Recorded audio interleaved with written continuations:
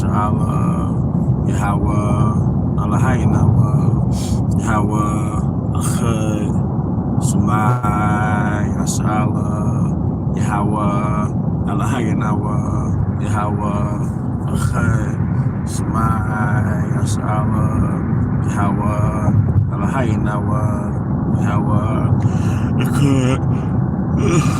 So like that was Satan, but Barak the Yahweh, Barak the Yahweh Shai, Barak the Yahweh, Barak the Yahweh Shai, Barak the Yahweh, Barak the Yahweh Shai, Bahasam, Kahakudash. I want to give double honors to our elder apostles and elder bishops of Great Millstone Well, as well as peace and blessings, health and wellness to the house of David D. Lane. I was a high spirit wind lawyer. Hey, shalom, shalom to you brothers and you sisters, Akwa, who are tuning in to this live stream. All right, shalom. Hey, and I want to say the water because you could be getting your Z's in right now. You could be watching anything. I'm just a man, hopefully a man of the Lord, man, that just having this open stream of the spirit of Yahweh Shai on my channel. You know, so I appreciate brothers tapping in, man, brothers and sisters tapping in. You know, I might not single you out when I say shalom, but when y'all put y'all emojis up and you say shalom, I recognize your YouTube name. You know, so I appreciate that. All right, we are Zion. The 1/3, that's we're Zion. All right, we're fighting to get out of the matrix. But what I wanted to go into today was these 304s, man. All right, I've seen certain posts that brothers will put up, man, and it's really a vexation of the spirit, especially when it comes to Eve. And I want to say, just ultimately, before I get into it, all right, you are the prize, you Israelite man, all right? And most of these women are a distraction, all right? So, what do I mean by that? All right, when shooting this truth, all right, and you have your mindset on the kingdom, all right, and you have, let's say, your hobbies and your passions, and you do your lessons through the week. You know what I realize is a lot of these women are a distraction, and a lot of these women are sent by Satan, man. Like, how can so many women go on a particular thread, a particular post, and brag about so-called cheating on their man and having a side nigga ejaculating them, and turn around and go home to their main dude and make him eat her out, and they just think it's fucking lighthearted. Like they think it arouses them. It arouses them to be in the same environment with the outside dudes while she's with her main dude, and the outside dudes know and she knows, but the main dude doesn't know. It arouses a woman. All right, but I watch certain world star hip hop videos where a dude record himself catch his woman creeping, or he records himself going through her phone. All right, and you know what it reminds me of when he shows the camera on a woman?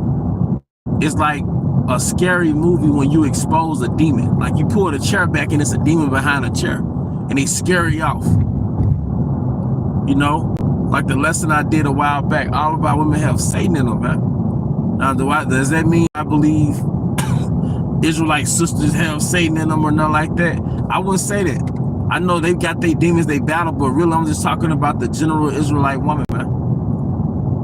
You know, I'm really talking about generally the Israelite woman, because in America, you realize that they got a demon on them, man. It's a demon in them, man. How can you be that good at blindsiding your man like that, man? How can you not only be that good at blindsiding him, all right, but have zero remorse about it? Like it says, an adulterous woman, she eat it and wipe her mouth and said, "I've done no wrong." And a woman to really justify that shit, especially if she has a so-called boyfriend. Especially if she has a so-called boyfriend and she has I'm single to marry. But if you go into the scriptures and you go into being single, all right, since you love this word so much, when you go into the word single, okay, it's two types of women that the Apostle Paul goes into being single. All right, that you would accept in your ministry per se. It's a woman over 60. It's a widow. It's a widow. It's a widow over 60, because a widow over 60, her sex drive goes down after 60. Her sex drive goes down pursuant to the New Testament. All right. That's right. That's right. I'm gonna get that scripture at the end of the journey, by the way, I'll be willing. But it tells you in the New Living Translation, when it goes into accepting a widow after 60, and it says the reason why you accept her after 60, because her sex drive goes down per se. That natural desire for a husband goes down. Or that natural desire for a husband goes down. Okay. And what happens is she's more likely to be faithful to that ministry.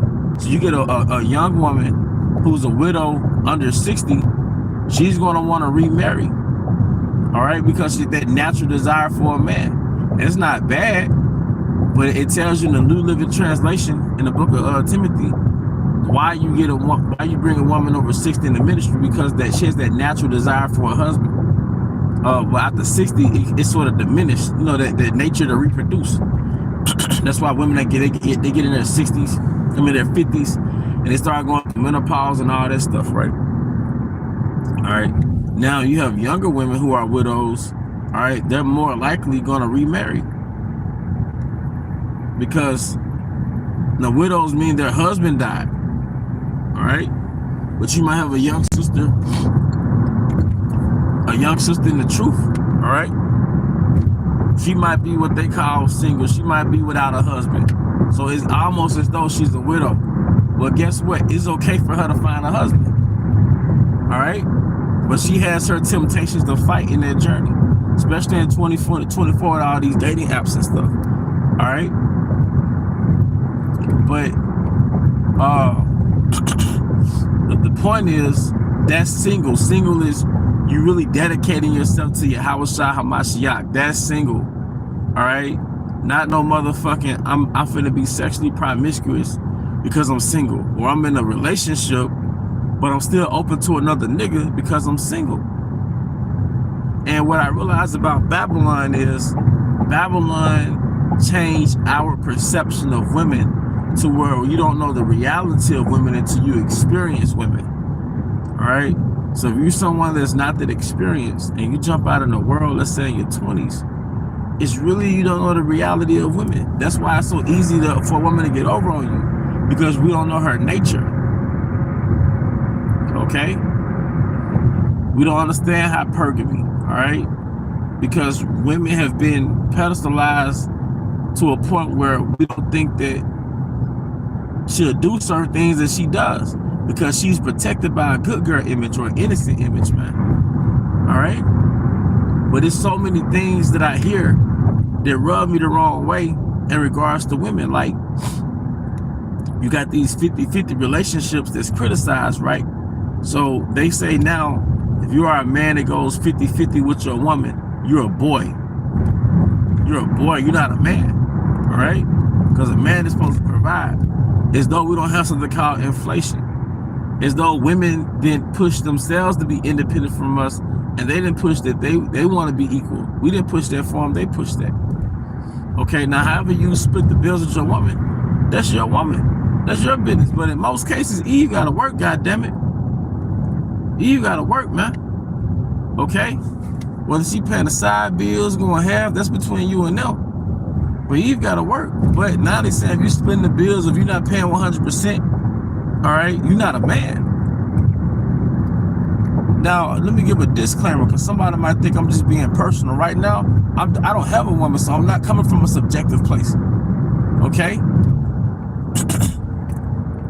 But this is the thing with women. Women will have their own apartment and have a nigga at their crib not paying no bills. And you know what? Nobody speaks on that. When it comes to men not being real men by Eve's standards, it's never a thug, it's never a lowlife, it's never a gangster, it's never a street dude, it's never a nigga that's in and out of jail, it's never a nigga that's in her apartment eating her kids' food, all right? It's the dude that's working, but he might not make a lot of money. Now he's low value. But when they talk about low value, they never talk about dudes that's off the grid and not working. They always talk about dudes that's making $40,000 a year. They always start the standard there, which shows you who she's truly in love with then. All right? Which shows you who she's truly in love with, man. Okay? You know?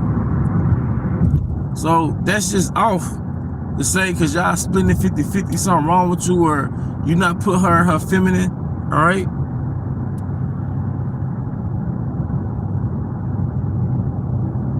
You know, you not put her in her feminine. Now, in the ancient world, you would not split bills with a woman because your woman was your employee. All right? But you bought a woman. You would buy a woman from her father. But we are yet this day in our captivity, man. But if, you know what I mean? But like I said, how you structure the payment system with your family, that's between you and your woman. But to say, you know, Jake is not being a man, that's bullshit. Because in real time, Eve have her own car,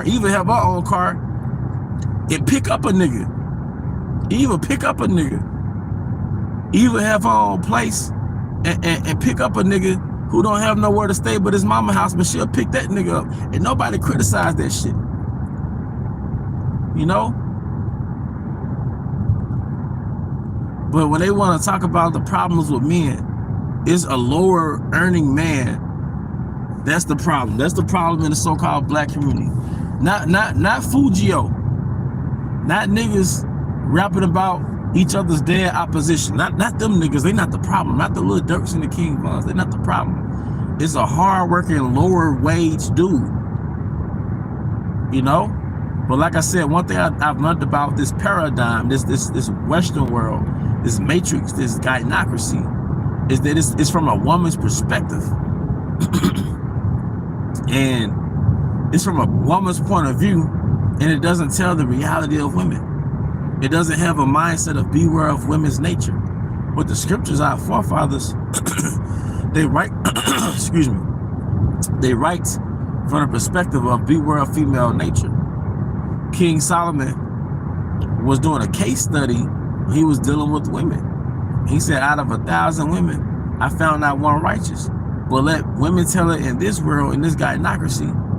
All right, it's the men that's the problem. There's no good men. We can't find the good men.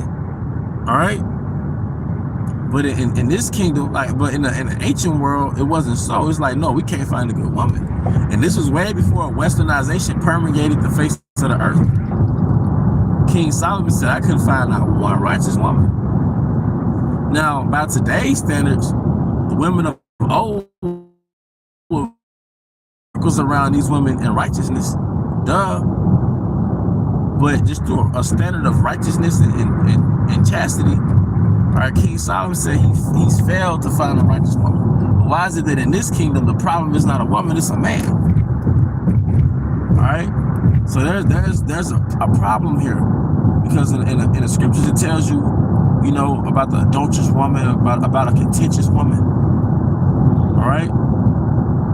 But in this kingdom, that's not pushed. It don't talk about the sneakiness of women. And if you live in the real world, you work a job, you went to high school, all right, or you was out in your hood, like you was out in the neighborhood. You've seen women live double lives. You might have sisters and shit. You might have sisters that have men, all right, and you'll see them with their man. Then next thing you know, you see them with another dude, or you might have a sister that's a 304 and she got different dudes over the house at different times. And you was like, this is the reality of Eve. Or you will realize that you played the fool. All right, you were a victim of a woman living a double life. You know, like, this is the reality of Eve. You hear women openly talking about side dudes. All right, this is the reality of Eve, man. All right, and what you'll realize is, because when you're young, you horny. All right, you're young. Your mind is permeated with the thought of women because of things on the internet, women you see in your everyday life. What you really find out, man, once you kind of separate yourself from that world of filth, is that these women are a distraction, man. All right, these women are a distraction, and a lot of them, man, they're just not good for your spirit, man. Now, do we still desire women? Do we get women? Yeah, but just they're not the prize, man. You know. Now on the flip side, the scriptures also teach about virtuous women. They teach about women who have characteristics that benefit a man, but their characteristics is always in context with a man, how she reacts with a man. When the scripture says in Proverbs that she buyeth fields, it's not just talking about some boss bitch, man, some boss lady, man. No, you're extending your husband's name. You're adding to your husband's name by buying fields. When the scripture tells about a woman being chaste and discreet and self-controlled, this is for her husband. When Sirach tells you about a kind-spirited woman and things like that, that heals her husband. Whether you like it or not, you are created to please your husband. A woman is your helpmeet.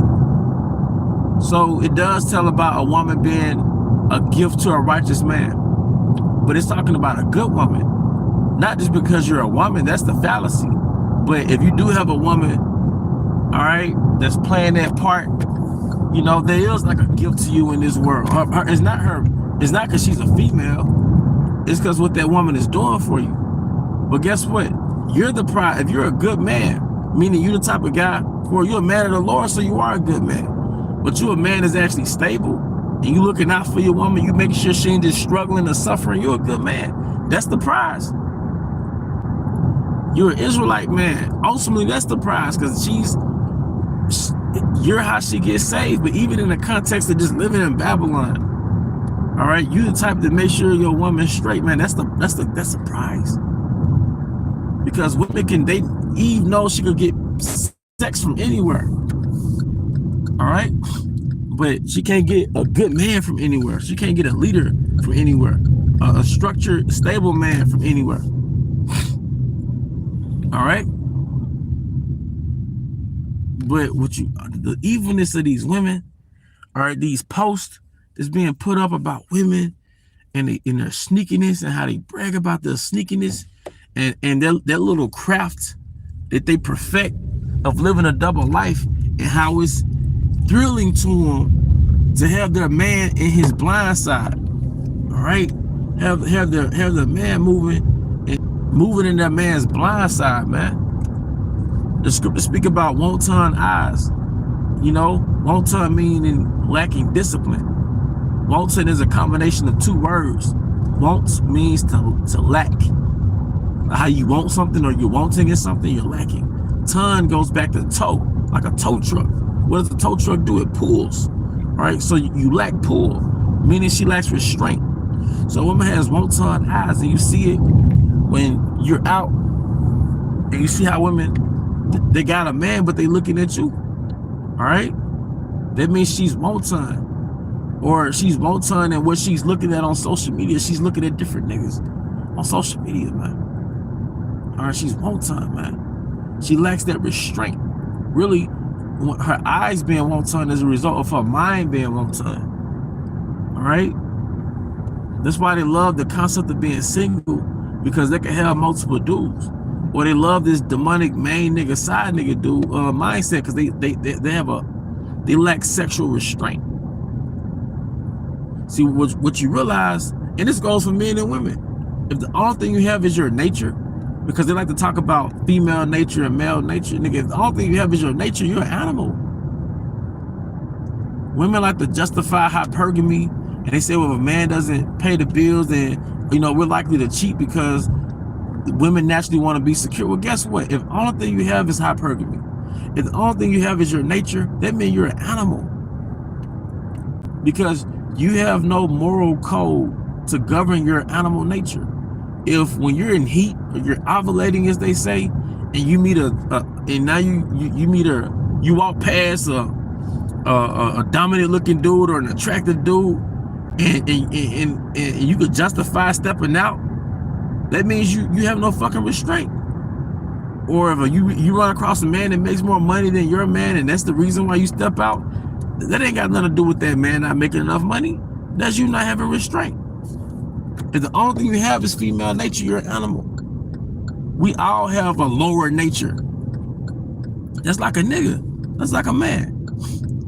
If the only thing you have is male nature, if the only thing you have, yes, you see this woman looking at your ass, but yes, you know she got a man. So the only thing you have is your natural impulses. Nigga, you an animal. Don't get this first world shit twisted, man.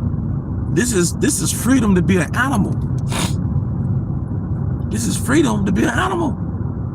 You're being liberated to go off your lower nature. Ironically, that's not civilized, it's uncivilized. All right? Our laws is there to make us civilized, and it put us above our lower nature. So when you get into female nature, you get into male nature, you get into human nature, don't you understand that when you decivilize people and allow them to go off their nature, that's civilization in survival mode. That's civilization in survival mode. So the Yahweh Shai, when he installed human nature in humans, that's so they can function at default.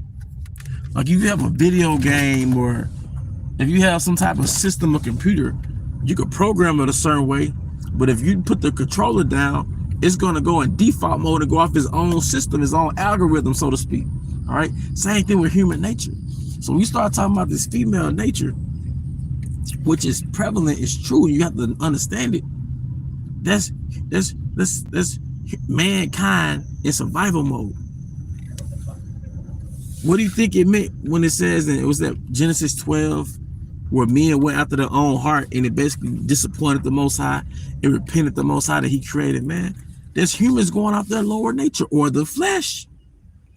So female nature is a woman going after the flesh. This nigga culture, all right, street culture, black culture, American culture, is Israelites going after the flesh.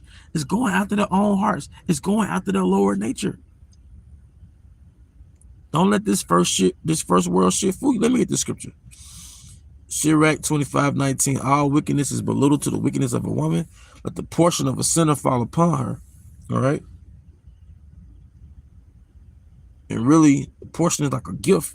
So her portion should be a wicked nigga. Sometimes you look at women like, damn, why she with him? Or like the woman you would think is attractive, she don't want you, she want him. That's her gift, and that's his gift. All right, trust me, because if she was with you, she'll run your life to shit more than likely. Sirach 25:24. The woman came the beginning of sin, and through her we all die. Sirach 25:25. Give the water no passage, neither a wicked woman liberty to guide abroad. Psalm 49:12. Nevertheless, man being in honor abideth not. He is like the beast that perish. Yeah, because you ain't got the laws. You have Yahweh Shai. All right. 1 Timothy 5:6. But she that liveth in pleasure is dead while she liveth. And that's pretty much the point, Akim, man. And it's some bullshit. This a vexation, man. When I read certain posts and I see the wickedness of women, it's a vexation, man. All right, and Yahweh Shai is protecting us from a lot of shit, man. All right, and it's not just women. Niggas are evil, man. Israel, 2/3 are evil, man. All right, so Jacob's trouble, World War III, the military job, all this is medicine, man. It's medicine. It's a healing process. It's a purge, man. The Most High is getting rid of the bad bacteria in our nation. All right, he's getting rid of the bad blood cells, whatever you want to fucking call it. He's getting rid of this shit, man. All right, but with that, I hope you brothers and sisters were edified. To the next time, shalom.